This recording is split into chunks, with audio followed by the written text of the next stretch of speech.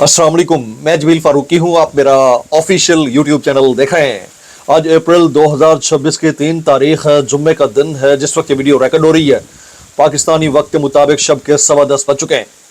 मेरी अंडरस्टैंडिंग में, मेरी नज़र में अब तक की 3-4 top Leeds, breaking developments, big stories हैं जो मैं आपके साथ शेयर करना चाहूँगा।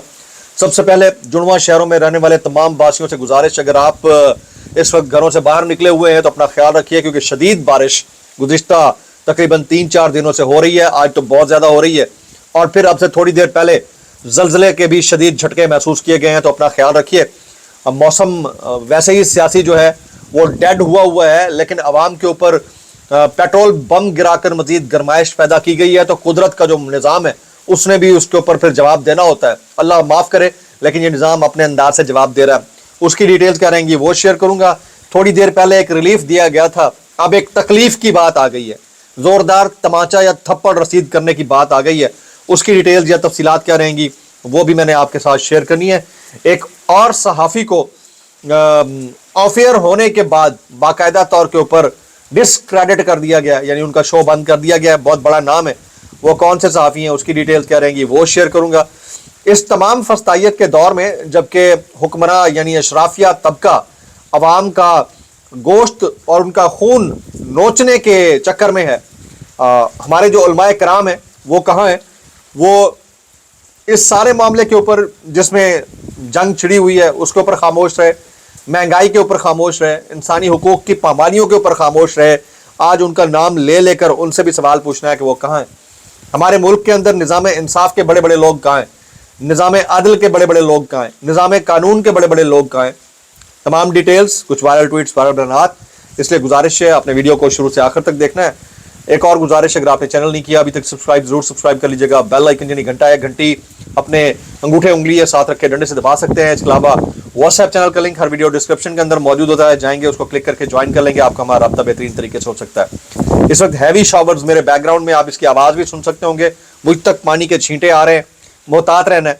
और ज़लज़ले की जो इतलात थी अभी तक जो लेटेस्ट आ रही है उसके मुताबिक कोई जानी या माली नुकसान रिपोर्ट तो नहीं हुआ। इसके बावजूद आप मोहतात रहें, क्योंकि क्लाइमेट चेंज है। मैंने तो पिछले 10 साल में पहली दफ़ा कोई मार्च अप्रैल के अंदर बारिशें देखी हैं, और ऐसी जैसी कि मॉनसून में होती हैं। अल्लाह ही खैर करे, अल्लाह रहम फरमाए।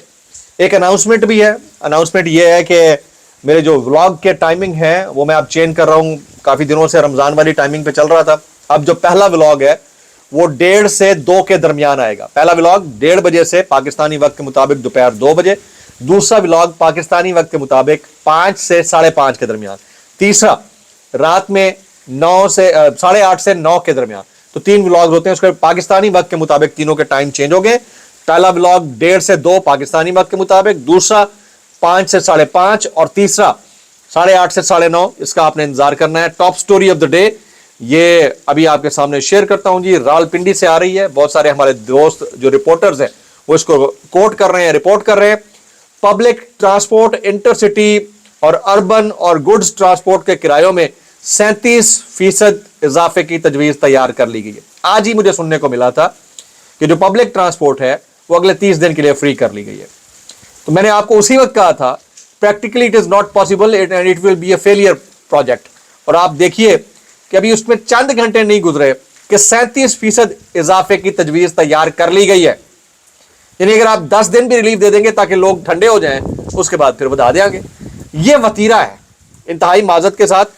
पहले से एग्जैजरेट नहीं करना चाहिए या प्रेडिक्ट नहीं करना चाहिए, लेकिन जो तजावीज़ आ रही हैं उसके बाद तो हाँ ये हो सकता है ये तजवीज़ जाए और आगे से कह दें कि हम रिजेक्ट कर रहे हैं, फिर 1 महीने के बाद यकदम 37 की जगह 137% बढ़ा दिया जाए।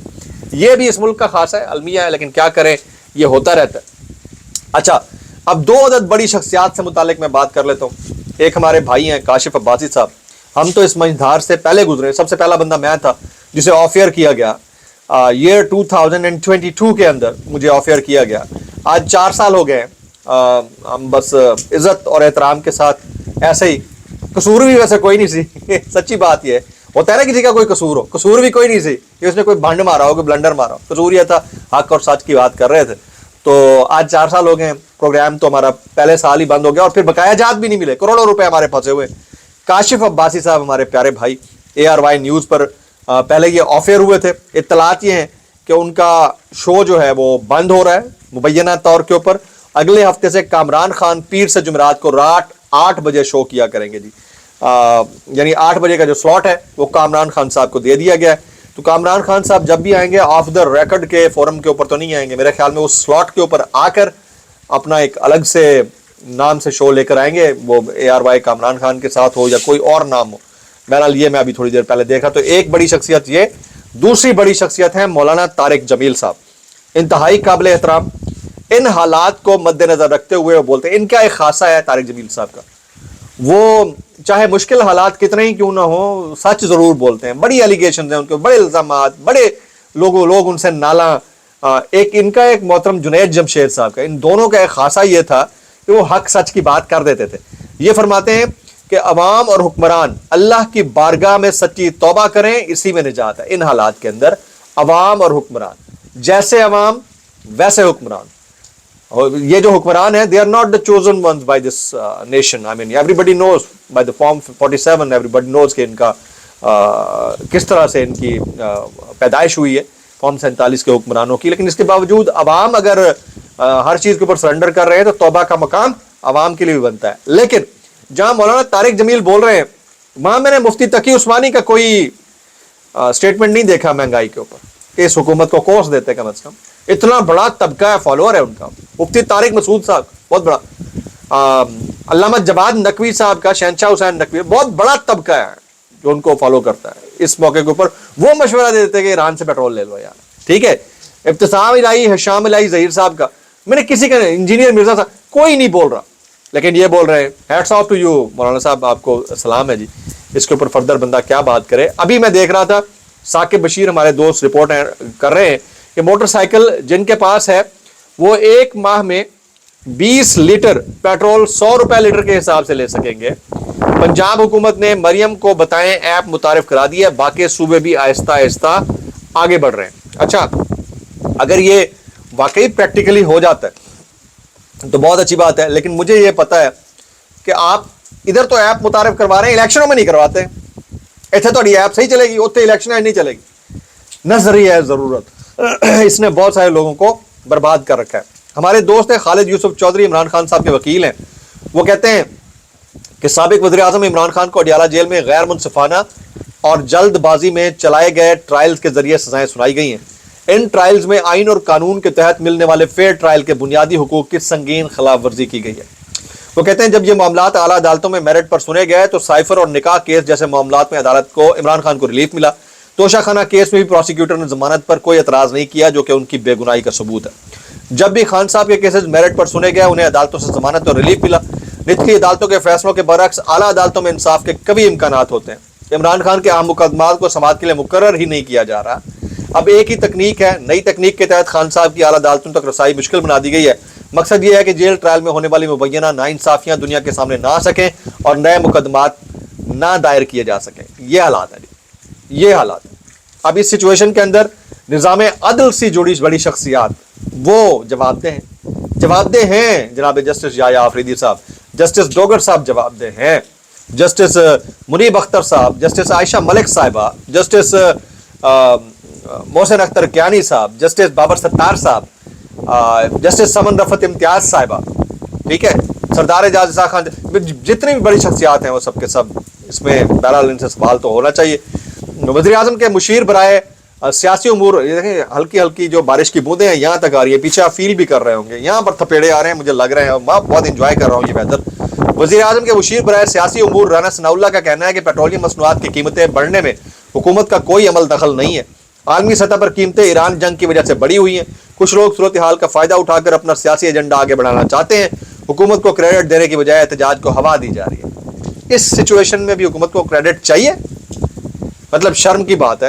اس کے اوپر میں مزید کیا کہوں کہ ابھی بھی حکومت کو اس کے اوپر کریڈٹ چاہیے. انتہائی معذرت, دیکھیے گا جی یہ پانی کا ایک چھینٹا آ کے گرا ہے, اس کے اوپر بندہ فردر کیا کہہ سکتا ہے. بہرحال کے پی کے وزیر اعلیٰ کہتے ہیں کہ یہ قومی بحران ہے, پاکستان کا ساتھ دے.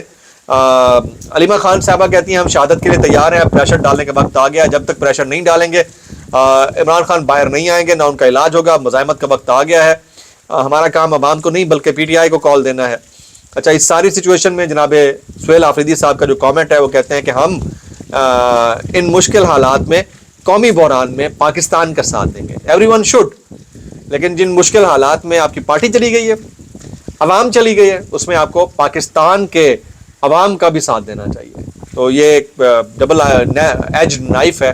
دیکھنا یہ ہے کہ سہیل آفریدی صاحب اس سے کیسے نکلتے ہیں. میں یہ بھی دیکھ رہا تھا, وہ کہتے ہیں قومی بحران کے باوجود خیبر پختونخوا حکومت پاکستان میں مفاد میں کردار ادا کر رہی ہے.